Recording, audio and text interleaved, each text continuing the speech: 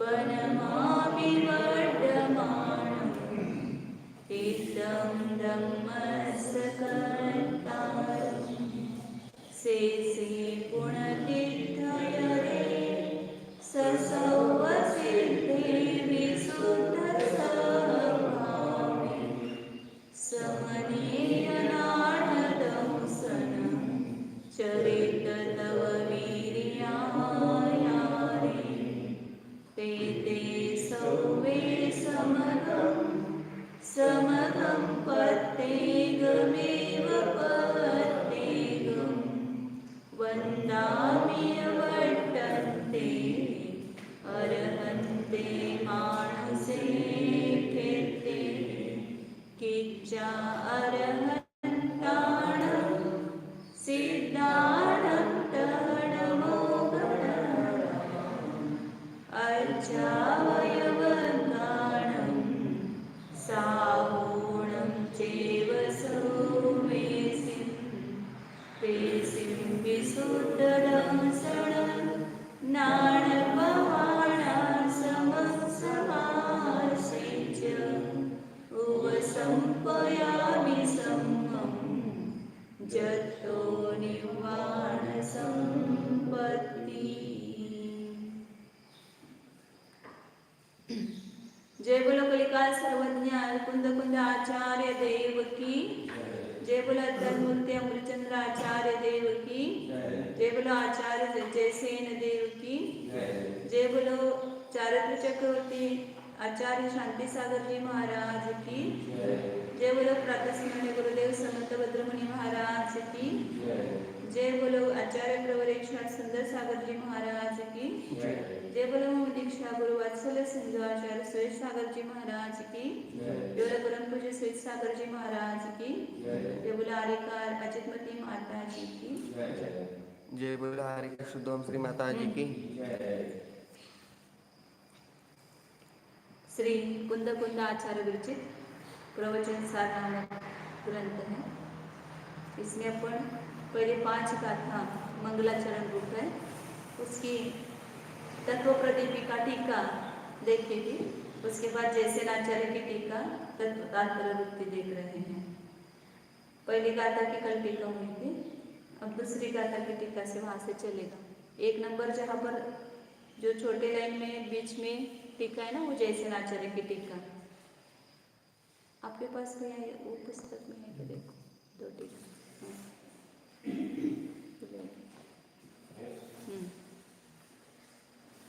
और अनेक माझं पुस्तक आठवत होतं ते काढून तो पिवळ्या कलरचं 2 टिकीचं पुस्तक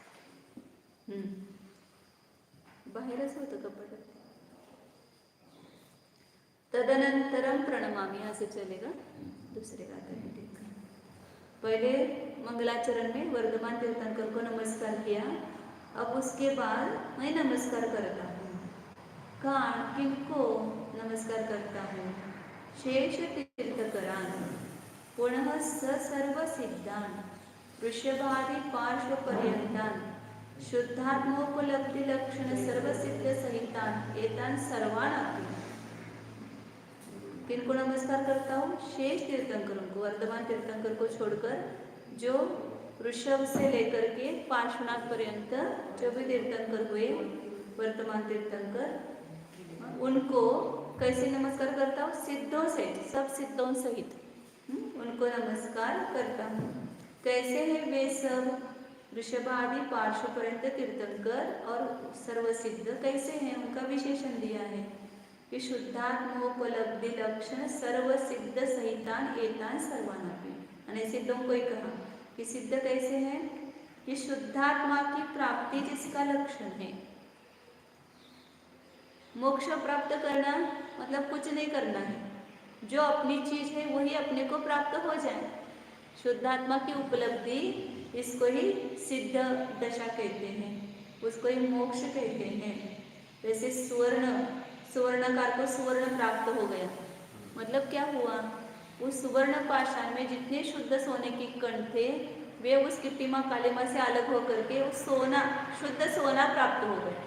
ऐसे ही यहाँ इस जीव में जो द्रव्य कर्म भाव कर्म रूपी मल मिला हुआ है वो अलग होने के बाद इसमें जो शुद्ध असंख्यात आत्म प्रदेश है वे अलग हो जाते हैं, वे मोक्ष में जाकर के विराजमान होते हैं। ये सिद्ध अवस्था है। सिद्ध कहीं बाहर से नहीं होंगे, अंदर से ही सिद्ध अवस्था प्रकट होने वाली है। इसलिए जैसे सिद्ध वैसा मन, बच्चे छोटे नारा लगाते ना, जैसा सिद्ध वैसा मन। तो वो बोलना अलग है और ऐसा भाव ऐसा होना चाहिए कि अंदर यहाँ पर सिद्ध प्रभु देखना चाहिए। तो शुद्धात्मा की प्राप्ति जिसका लक्षण है, मतलब जब जब हम सिद्धों का स्मरण करते तब ऐसा शुद्ध आत्मा मतलब केवल आत्मा, जहाँ पर द्रव्य कर्म भाव कर्म नहीं है, केवल चैतन्य स्वरूप आत्मा विराजमान है, ऐसे उन सिद्धों को मैं नमस्कार करता हूँ। साधु लोगों को तो कितनी बार सिद्ध भक्ति है, देववंदना करते समय सिद्ध भक्ति है, आहार के निकलते समय आने के बाद सिद्ध भक्ति बोलते हैं। कितनी बार सिद्ध भक्ति इसमें प्रतिक्रमण में बोलते हैं। तो सर्वत्र बोलते समय सिद्धों का यदि स्मरण हो जाए परिणाम क्यों बिगड़ेंगे। लेकिन हम सिद्धों का ऐसे भक्तिपूर्वक नमस्कार होना चाहिए। उन सब सिद्धों को कथम भूतान कैसे है वे सर्व सिद्ध और ऋषभादि पार्श्वनाथ पर्यंत के तीर्थंकर कैसे है, उनका विशेषण दिया है। विशुद्ध सद्भावे निर्मल आत्मोपलब्धि बलेन विश्लेषित अखिलावरणत्वात् केवल ज्ञान दर्शन स्वभावत्वाच्च विशुद्ध सद्भावान। जिनका सद्भाव कैसा है, विशुद्ध है, अस्तित्व जिनका, किसके द्वारा विशुद्ध हुआ है, क्यों विशुद्ध हुआ है उनका, तो कहा कि निर्मल आत्मोपलब्धि बलेन, उनको निर्मल आत्मा की उपलब्धि हुई है। मतलब अपनी वस्तु अपने को प्राप्त होना, यही सब कुछ साधना है। अपनी वस्तु अपने से दूर है, अभी पास में है कि नहीं है, आत्मा कहाँ पर है, स्वयं ही आत्मा है, लेकिन यह कितना दूर दूर जा रहा है, उससे उपयोग से दूर जा रहा है। यहाँ दूर जाना और पास आना, जब हम कहते आत्मा को पकड़ूंगा, कैसे पकड़ना, उपयोग में उसको लेना, वही उसको पकड़ना है। तो हम आत्मा स्वयं होते हुए भी आत्मा हमें प्राप्त नहीं हुई है, और उन मुनिराजों को और उन आर्यंतों को सिद्धों को वो आत्मा उपलब्ध हो गई। जो सम्यक दृष्टि है मुनिराज है, उन्होंने उस आत्मा का पता लगाया है, आत्मा दिख गया उनको, लेकिन अभी आत्मा उनको प्राप्त नहीं हुआ है। अर्यंत को भी वहाँ पर चार घाती कर्म का अभाव हुआ, तो वहाँ आत्मा की उपलब्धि हुई है, लेकिन फिर भी अभी द्रव्य कर्म और भाव कर्ममल से छूट गए हैं। लेकिन द्रव्य कर्ममल अभी उनको भी है, और उस द्रव्य कर्ममल के निमित्त से जो भी सूक्ष्म गति आदि है वो भाव कर्ममल वहाँ पर भी मौजूद है। तो उनसे जब छूटेंगे तो पूर्ण आत्मा की, शुद्ध आत्मा की उपलब्धि होती है। इसलिए सिद्ध कैसे, निर्मल आत्मा की उपलब्धि के बल से, मतलब वो प्राप्त करने का साधन भी आत्मा ही है और साध्य भी आत्मा ही है।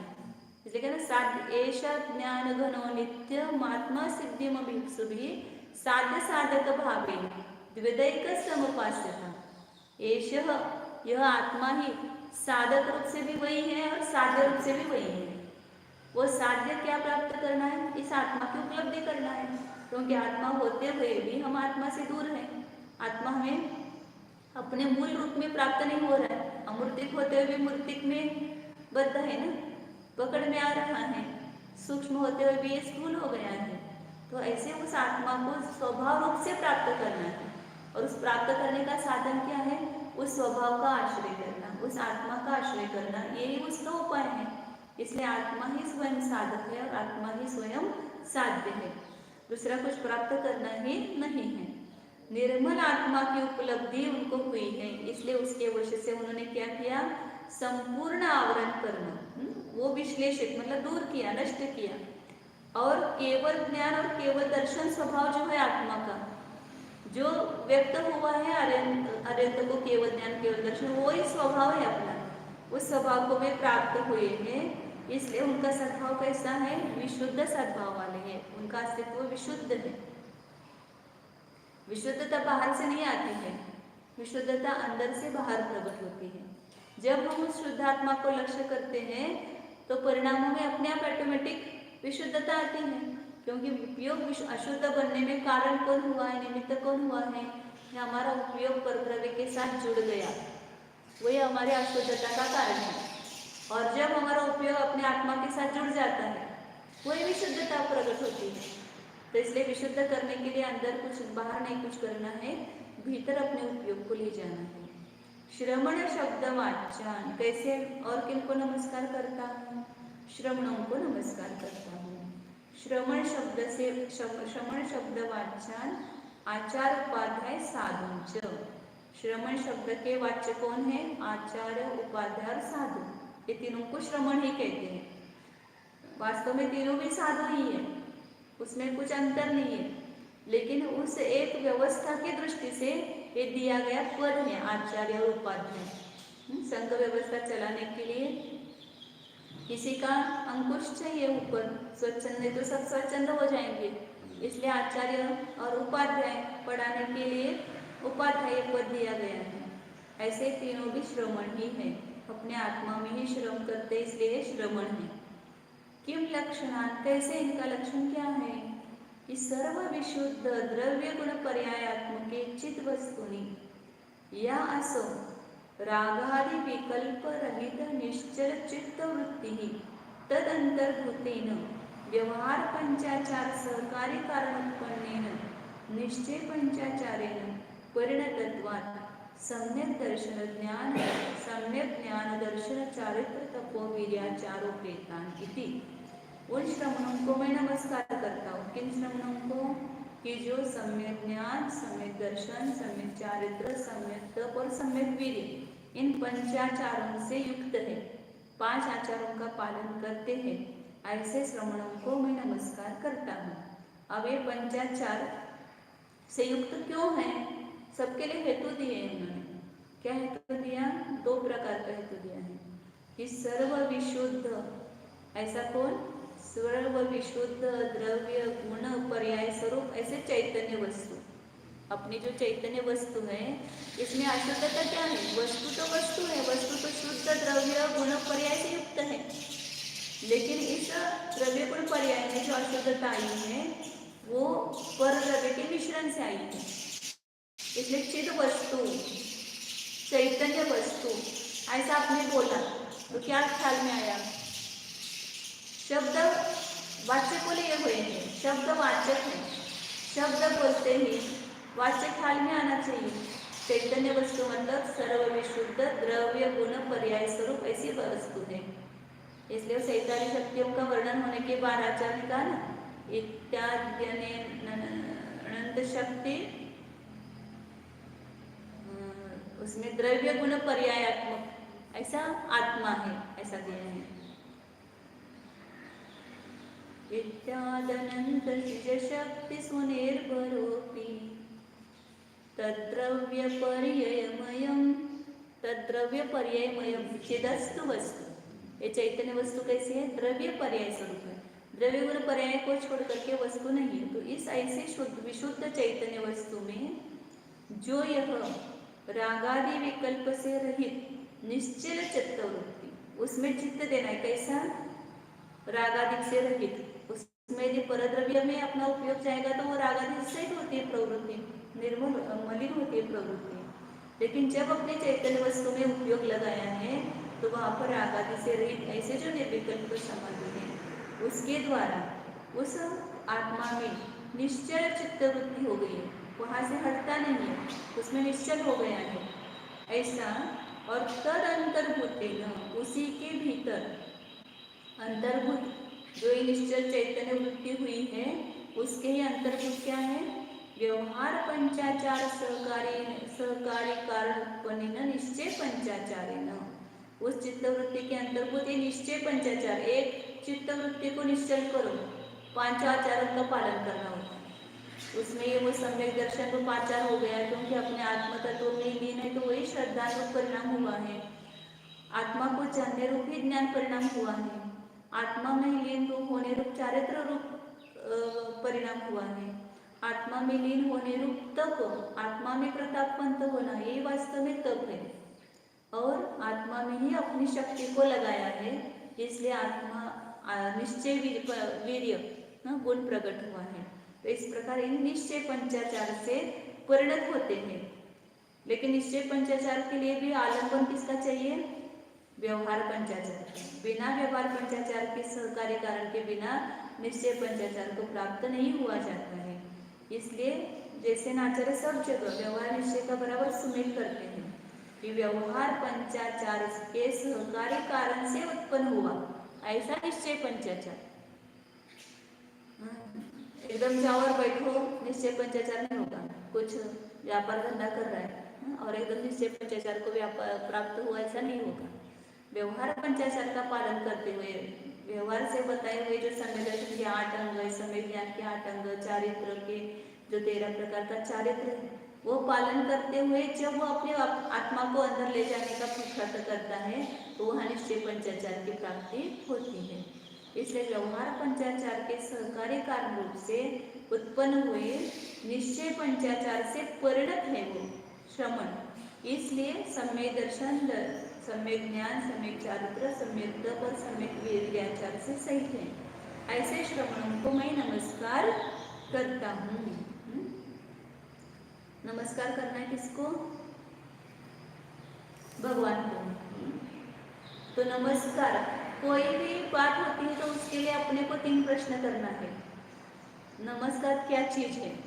कोई भी कार्य है, कोई भी वो द्रव्य है, गुण है कि पर्याय है, इसका विचार करना। फिर कौन सा द्रव्य है, कौन से द्रव्य की कौन से गुण है और उस गुण की कौन सी पर्याय है, इसको ढूंढना।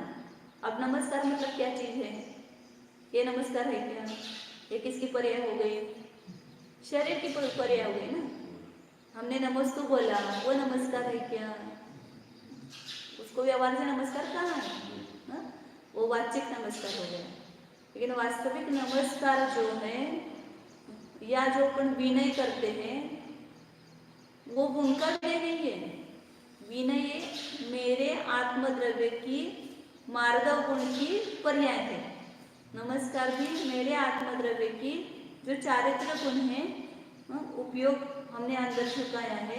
नम मतलब अंदर झुकाया है तो वो अपने उपयोग की पर्याय है। नमस्कार मतलब एक ज्ञान की पर्याय है। नमस्कार ज्ञान चारित्र सब मिक्स है, उसमें पर्याय है, श्रद्धा भी मिक्स है। तो अपनी श्रद्धा ज्ञान चारित्र की पर्याय नमस्कार मतलब। और विनय मतलब अपनी पर्याय है। हम भले उनको नमस्कार कर रहे हैं लेकिन वो मतलब जब हमारा उपयोग अंदर झुकता है तो वो विनय गुण। इसलिए कहते हैं ना पूजा करना है। पूजा करना है मतलब क्या करना है? पूजा भी किसकी पर्याय है? जीव जब उन अरहंतादि के गुणों की स्तुति कर रहा है तो उन स्तुति रूप परिणाम से परिणमित हुआ है। उनके प्रति राग भाव जो है वो पूजा है। व्यवहार पूजा भी मतलब पूजा ये अपना आत्मा का परिणाम है। नमस्कार ये भी अपने आत्मा का परिणाम है। विनय भी अपने आत्मा का परिणाम है। आत्मा में अनंत गुण है, उन गुणों के पर्याय है। वो अरहंत आदि की पर्याय नहीं है। हाँ, हमारा वो पर्याय होने में निमित्त अरहंत भगवान बने हैं। इसलिए हमने कहा कि अरहंत की विनय हुई। अरहंत को हमने नमस्कार किया, सिद्धों को हमने नमस्कार किया। स्वाध्याय करे किसकी पर्याय है? अपने ज्ञान गुण का परिणमन चल रहा है ना स्वाध्याय मतलब। स्वाध्याय मतलब ये शास्त्र को पढ़ना ही स्वाध्याय नहीं है। शास्त्र को पढ़ते समय हमारा ज्ञान उसका उस रूप से परिणत हुआ है। प्रवचन सुन रहे हैं और अन्य कुछ विचार कर रहे हैं तो स्वाध्याय हो रहा है क्या? वो स्वाध्याय नहीं है। पूजा कर रहे हैं और हमारा उपयोग दूसरी जगह है और क्रिया हो रही है, अर्घ्य चढ़ा रहे हैं, गा गा करके पूजा कर रहे हैं तो वो उद्गत द्रव्य का परिणाम है। उसमें जो पूजा रूप भाव हमारे हो रहे हैं, भगवान के गुणों के प्रति अनुराग हो रहा है, वो हमारी पूजा रूप पर्याय है। और वह व्यवहार पूजा, वो भी व्यवहार पूजा रूप भाव है। और जब हम उन पूज्य के गुणों को जान करके पूजक है उसको उस रूप से जानेंगे तो वह हमारी क्या हो जाएगी? वहां पर निश्चय पूजा रूप। तो व्यवहार पूजा रूप परिणाम भी आत्मा का ही है, तो निश्चय पूजा रूप परिणाम भी आत्मा का ही, स्तुति भी आत्मा का ही परिणाम है, वंदना भी आत्मा का ही परिणाम है। ये सब हम क्रिया रूप से देख लेते हैं और उस क्रिया को ही वो समझ लेते हैं, और फिर वो क्रिया हो गई कि संतुष्ट हो गए। समझो किसी की पूजा नहीं हुई तो अंदर में क्या महसूस करता है, मेरी पूजा नहीं हुई, पूजा नहीं हुई। फिर फटाफट आएगा, फटाफट भगवान के वो अर्घ्य चढ़ाएगा, फटाफट बोलेंगे, तो हो गई क्या पूजा। तो क्रिया करने में हम संतुष्ट हो गए।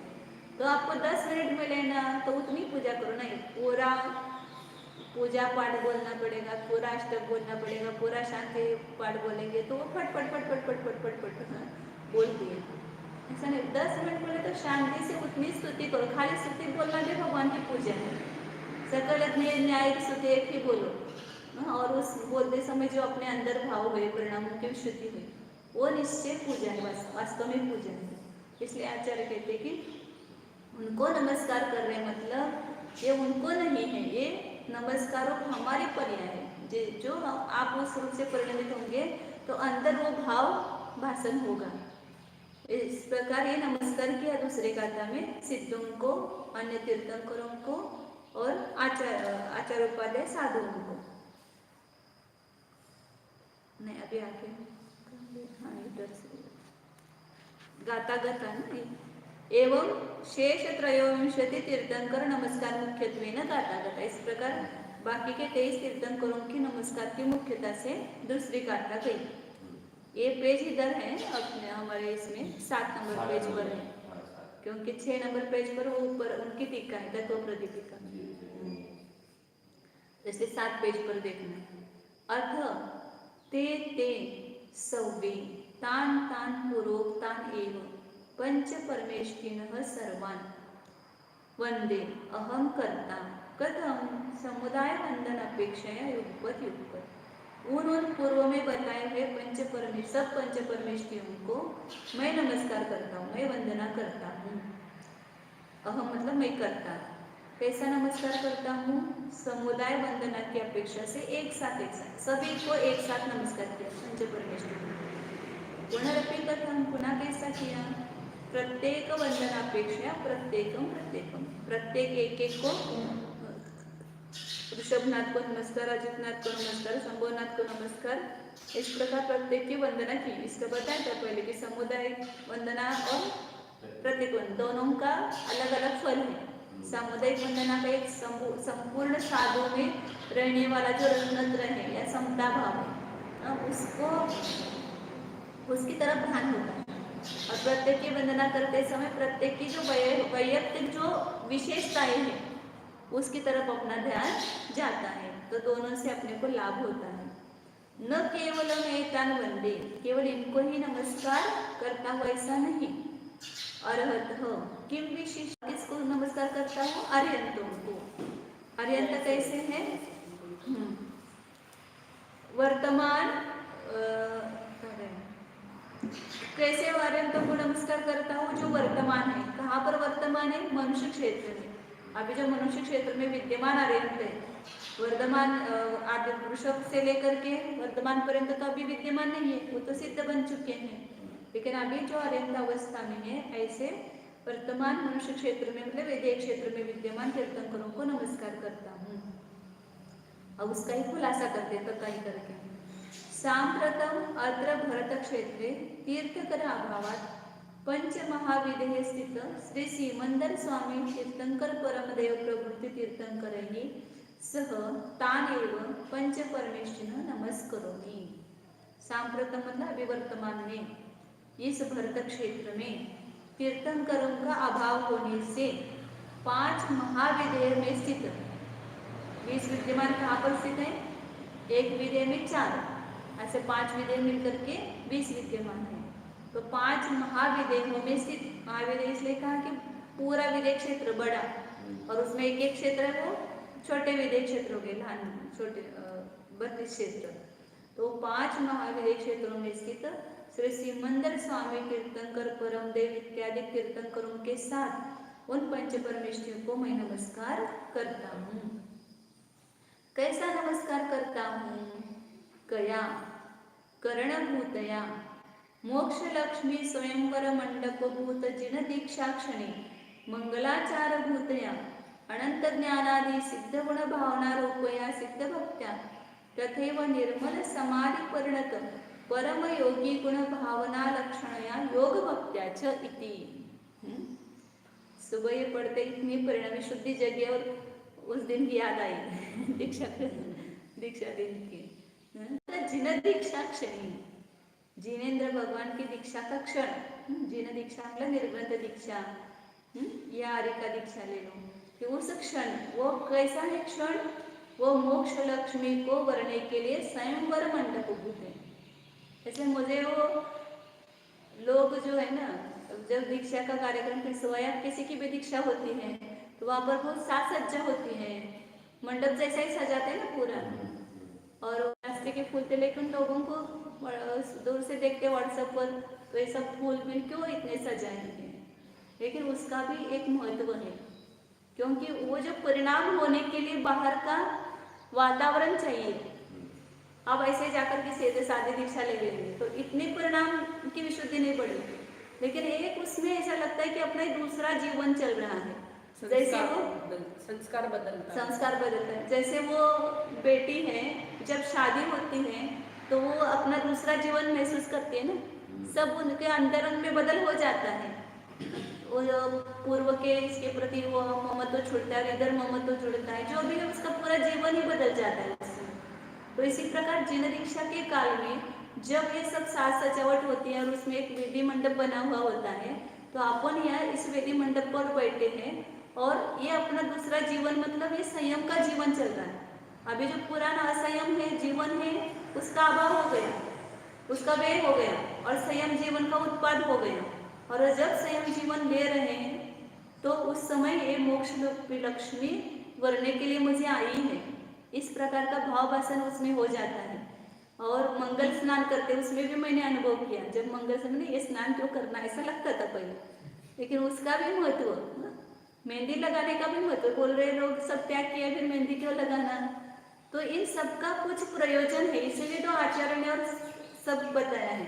तो मंगल स्नान करते समय ऐसा विचार हुआ बस अब ये मेरा अंतिम स्नान है, अब मेरा स्नान व्रत होगा तो कितना बढ़िया, मतलब अब मुझे स्नान ही नहीं करना पड़ेगा, तो वो अंतिम स्नान हो गया। और उसके बाद अभी स्नान नहीं किया तो ऐसा कभी नहीं लगता है कि मैंने स्नान नहीं किया है तो मेरा शरीर कितना मलिन है, कितना स्नान करने के बाद जो विशुद्धि होती थी या जो स्वच्छता का अनुभव होता था उससे भी ज़्यादा स्वच्छता का अनुभव इसमें होता है बिना स्नान करते हुए, क्योंकि ऐसे परिणामों की वो विशुद्धि होती है, उससे ही वास्तव में आत्मा पवित्र होता है। तो ये सब जितना भी बताया, मंगल स्नान बताया, मेहंदी लगाने का बताया है, या जो भी अन्य क्रियाएं बताई है उसका भी एक प्रयोजन है, वो प्रयोजन समझ में आना चाहिए कि साज सजावट जैसे तीर्थंकरों की भी दीक्षा होती है ऐसे सामान्य होती है, स्वर्ग के देव आते हैं उस दीक्षा कल्याणों को मनाने के लिए, सब राजे महाराजे आते हैं, सब लोग उस दीक्षा में शामिल हो जाते हैं कि उस समय ऐसा माहौल बनता है कि लगता है कि अपना कुछ इसमें हो रहा है, क्या हो रहा है, तो अपना जीवन बदल रहा है, मैं अब इस संयम जीवन में जा रहा हूँ, मेरे मोक्ष लक्ष्मी के साथ मेरी शादी तय हो गई है। तो एक जैसा शादी जैसा वो लड़के अनुभव करते हैं ऐसे ही यहाँ पर संयमी जन भी अपने दूसरे जीवन का अनुभव करते हैं। इसलिए आचार्य ने कहा कि मोक्ष लक्ष्मी का स्वयंवर मंडप है दीक्षा का क्षण मतलब, और स्वयंवर मंडप वैसा होना चाहिए।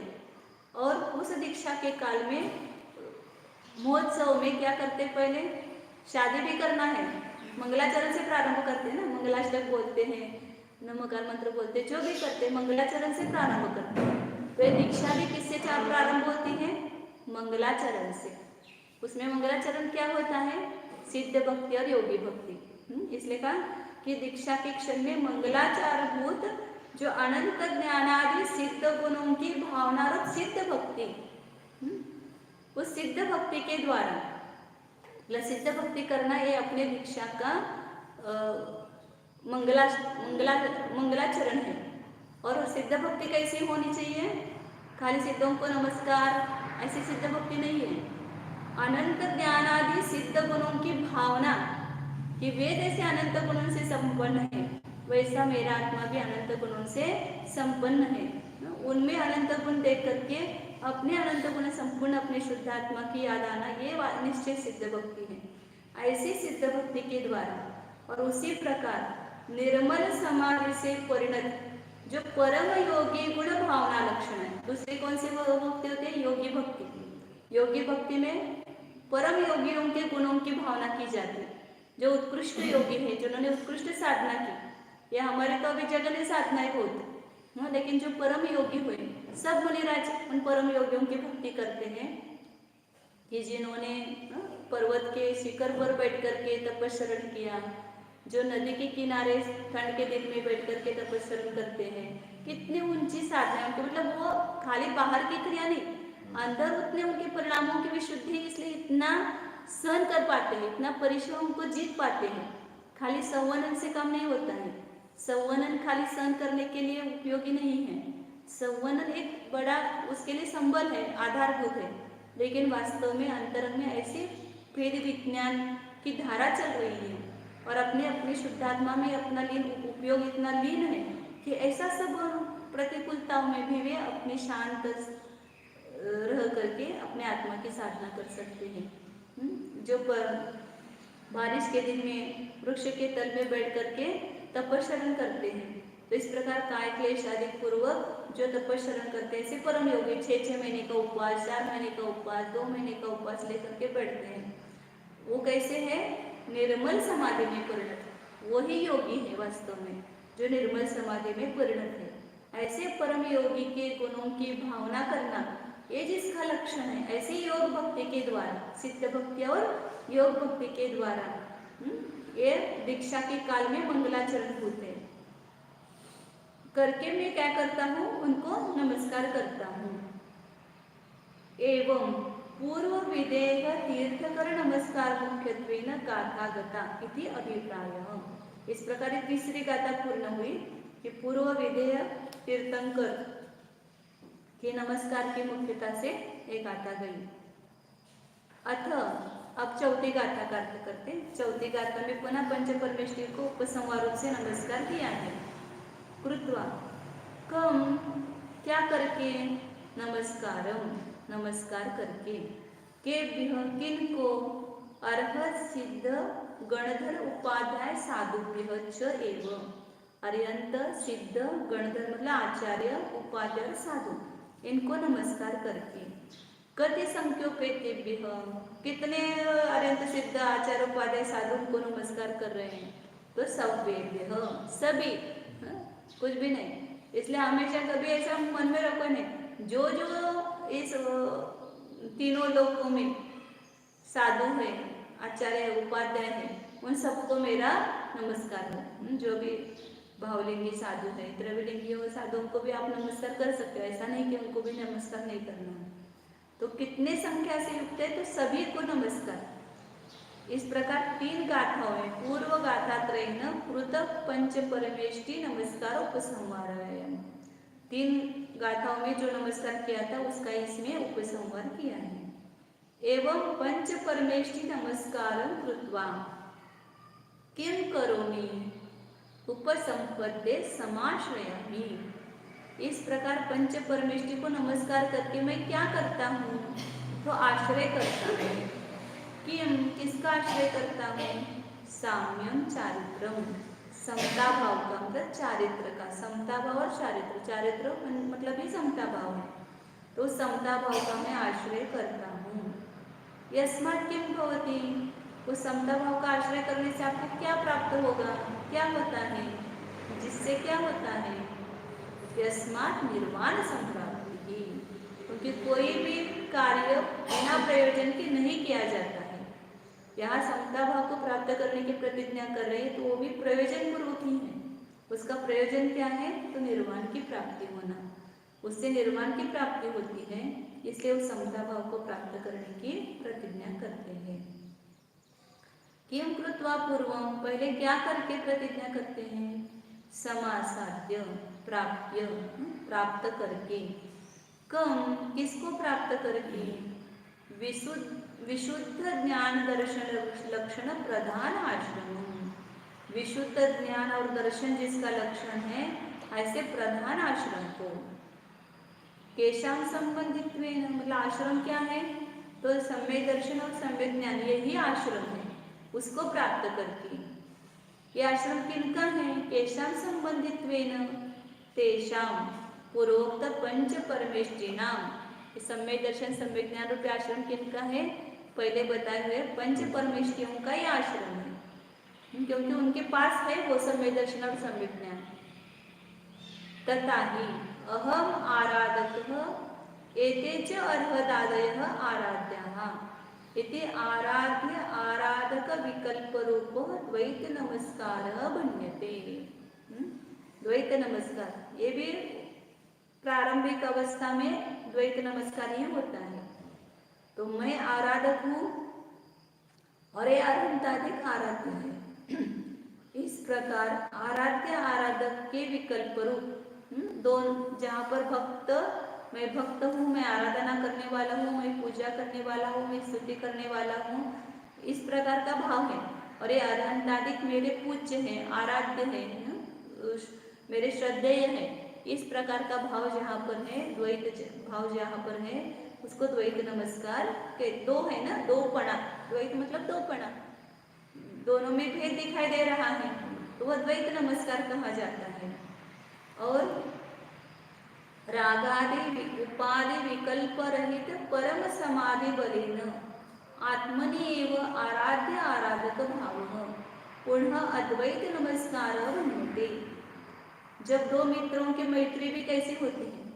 पहले दो रहते हैं, दोनों में पहले ये है और मैं हूँ, इस प्रकार दो में भेद रहता है।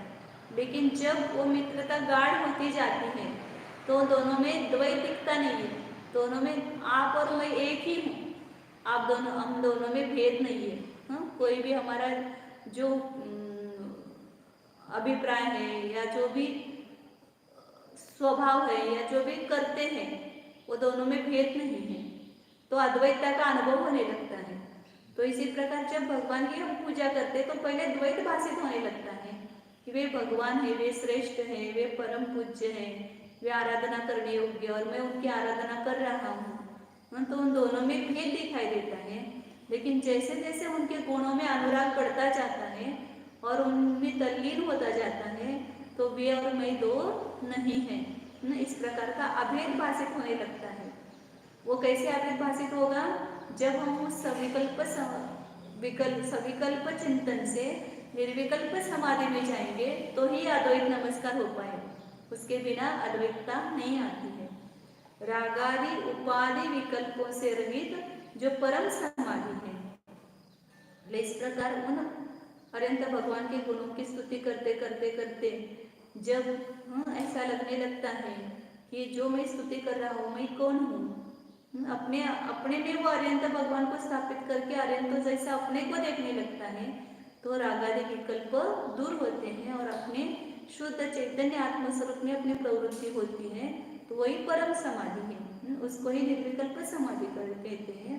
उस निर्विकल्प समाधि के बल से अपने में ही, वहां पर कुछ विकल्प ही नहीं है, मैं आराधना कर रहा हूँ और वे आराध्य है, इस प्रकार का विकल्प ही नहीं है, केवल मैं पणा भाषित होता है। और मैं कैसा कि मैं एक चैतन्य स्वरूप आत्मा, चैतन्य रूप से प्रतीति होते, पूरा एक जितना भी प्रदेश है वो चैतन्य रूप से प्रतिभाषित होने लगते हैं। शरीर भी नहीं दिखाई देता है, वहां पर शरीर भी पूरा अलग हो जाता है। तो इस प्रकार आत्मा में ही आराध्य आराधक भाव होता है, तो यह द्वैत नमस्कार होता है। ये कहीं पर भी बैठ करके आप कर सकते हो, मंदिर में बैठ करके कर सकते हो, एकांत स्थान में बैठ कर सकते हो। जब भी हमारा उपयोग भगवंतों को जान करके अपने आत्मा में लीन हो जाता है, वो अद्वैत नमस्कार है। इति एवं लक्षणम पूर्वोक्त गाथात्रय कथित प्रकारेण पंच परमेष्टि संबंधिनम द्वैताद्वैत नमस्कारं कृत्वा। इस प्रकार इसका लक्षण कहा है, ऐसे पूर्व गाथा 3 गाथाओं में कहे हुए प्रकार से 5 परमेष्टि संबंधी द्वैत अद्वैत नमस्कार करके लिख रहे आचार्य, रुक जाते वहां पर। द्वैत नमस्कार किया, रुकेंगे 1 मिनट, फिर उपयोग अंदर चला गया और अद्वैत नमस्कार किया।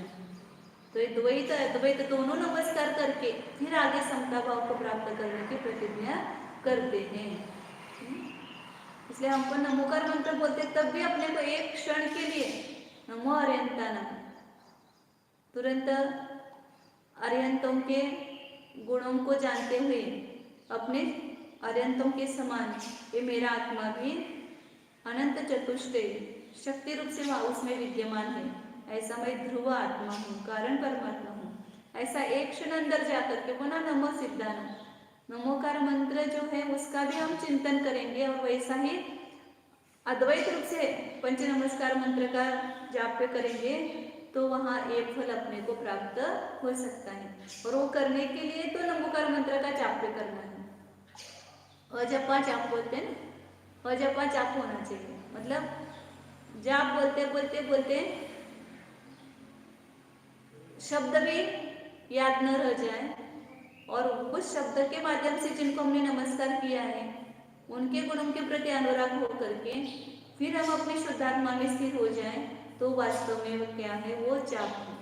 तो इसलिए कहते हैं कि इस प्रकार इसका लक्षण का ऐसे द्वैत और अद्वैत नमस्कार को करके तथा क्यों करो मैं, उसके बाद मैं क्या करता हूँ, रागादिभ्य भिन्न हयम स्वात्मोत्त सुख स्वभाव परमात्मा इति भेद ज्ञानम यथा स एव सर्व प्रकार उपादेय इति रुचि रूपम सम्यक्त्वम इति उक्त लक्षण ज्ञान दर्शन स्वभाव मठ चैत्यालयादि लक्षण व्यवहाराश्रमात् विलक्षणम भावाश्रम रूपम प्रधानाश्रमं प्राप्य तत्पूर्वकं क्रमायातमपि सराचारित्रम पुण्यबंध कारणम इति ज्ञात्वा परिरुत्य निश्चल शुद्धात्मानुभूति स्वरूपम वीतराग चारित्रम अहम आश्रयामि इति भावार्थः।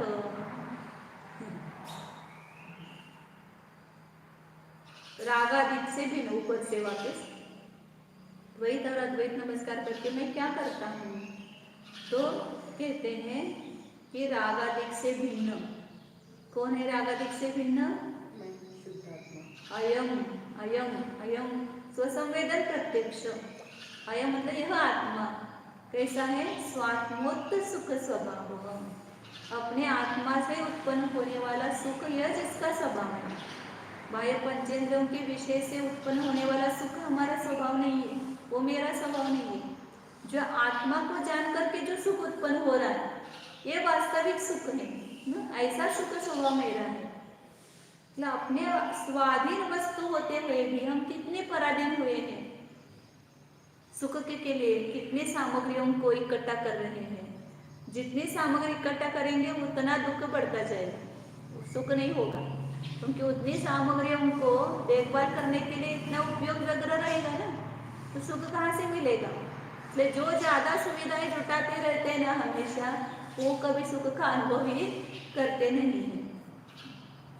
उनकी बोलते हैं उनकी हमाली करते हैं हम, वस्तुओं की वो लाई आपकी सुविधा के लिए, लेकिन आपका टाइम गया किसमें, उनकी स्वच्छता करने में। हाँ, अब मोबाइल छूट गए, कितना निर्विकल्प, फिर मोबाइल है तो उसकी सेवा करो, उसको चार्जिंग करो, फिर वो बिगड़ गया तो उसको ठीक करो, किसी का फोन आता है तो उसको ले, फिर उसके फोन सुनने के बाद और विकल्प, कितने विकल्पों से बच जाते हैं। जितने सुख साधन है वे सब सुख के साधन नहीं, वो सब दुख के साधन है।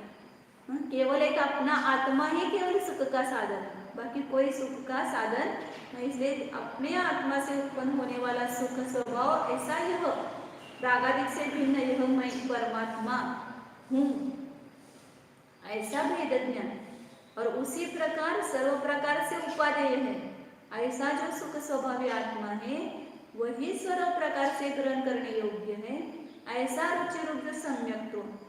इस प्रकार उक्त लक्षण वाला ज्ञान दर्शन स्वभाव जिसका है, ऐसा आश्रम, ये भावाश्रम है। वो मठ चैत्यालय जिसका लक्षण है, ऐसा व्यवहार आश्रम को नहीं कह रहे आचार्य यहाँ पर, ये व्यवहार आश्रम उससे विलक्षण ये भावाश्रम है। ये सम्यक ज्ञान और सम्यक दर्शन जिसका लक्षण है, ऐसे भावाश्रम प्रधान आश्रम को प्राप्त करके। इसलिए आश्रम जब भी दिमाग में ले लो तो ये सम्यक ज्ञान सम्यक दर्शन ये आश्रम है, वहीं पर हमारा श्रम करने योग्य है। बाहर का आश्रम वो वास्तविक नहीं है।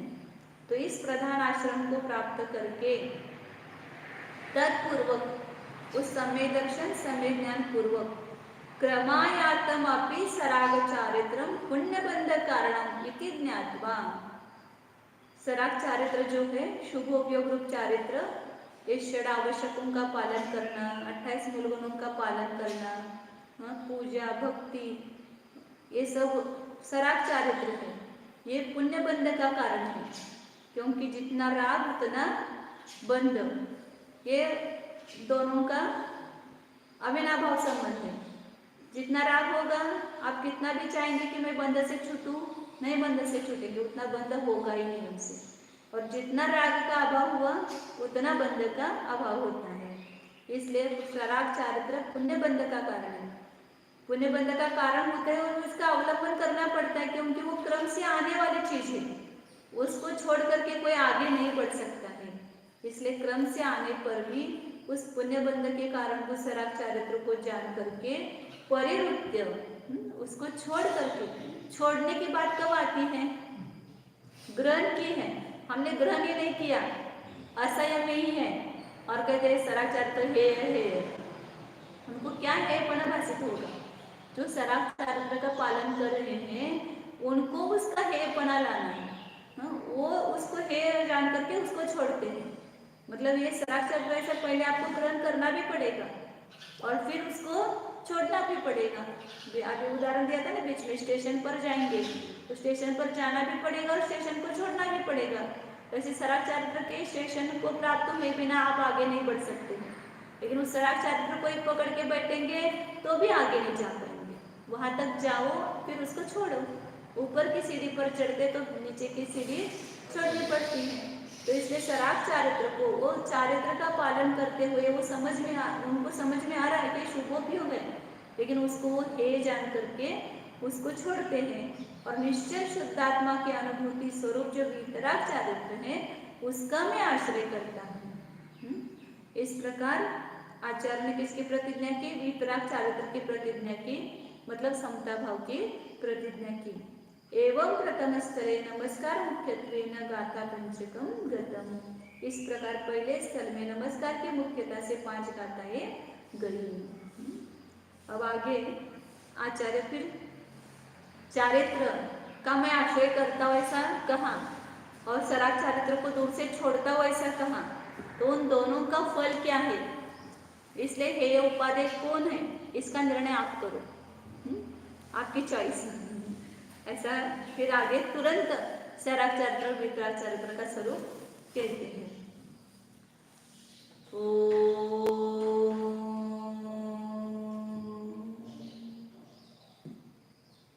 जानिए यह मैं शुद्ध चैतन्य तत्व ज्ञान व आनंद स्वरूप। देखिए अपने मेरा अस्तित्व इसी देह वाले में विराजमान है, लेकिन शरीर का अस्तित्व मेरा नहीं है, मेरा स्वतंत्र अस्तित्व है। मैं शरीर के पास हूँ, शरीर में नहीं हूँ। मेरा स्वतंत्र द्रव्य गुण पर्यायात्मक चैतन्य वस्तु स्वतंत्र है, स्वतंत्र अस्तित्व है। उसको ही खोजने का प्रयास कीजिए। यह अस्तित्व इंद्रियों से दिखाई नहीं देगा, उसको अपने स्वसंवेदन ज्ञान से खोजिए। इंद्रियों का अवलंबन छोड़कर इस देह के भीतर घुस जाइए और वहां से ये चैतन्य वस्तु प्राप्त कीजिए। तल भर में छिपी हुई, बाहर नहीं दिखाई दे रही, अदृश्य है, कि अदृश्य होते हुए भी स्वानुभव गम्य है। उस स्वानुभव गम्य निज चैतन्य वस्तु को खोजिए।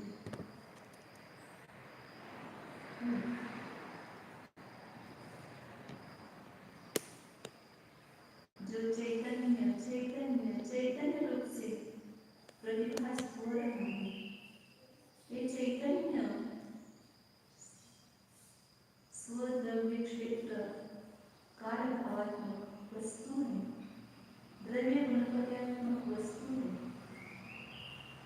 यज्ञमय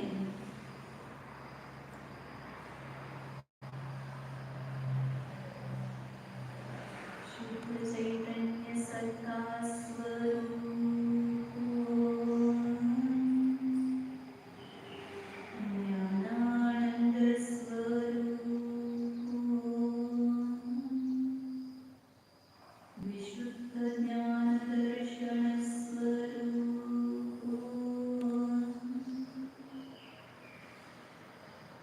अमूर्तिक स्वरूप अबद्ध स्पष्ट स्वरूप अवागोचर स्वरूप सोपलब्धि प्रसिद्ध स्वरूप परमात्म स्वरूप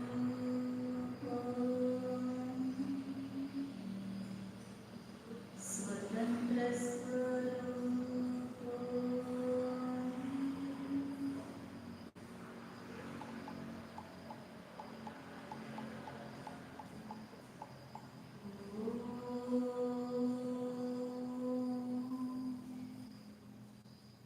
शुद्धो एको